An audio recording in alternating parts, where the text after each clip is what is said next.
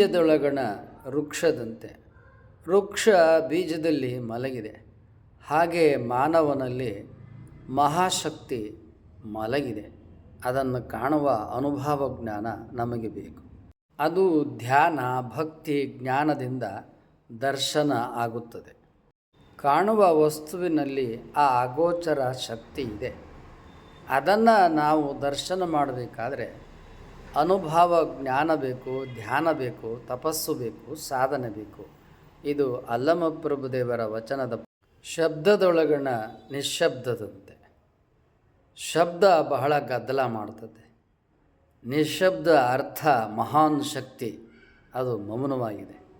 ಶಬ್ದ ಮನುಷ್ಯ, ನಿಶ್ಶಬ್ದ ಪರಮಾತ್ಮ.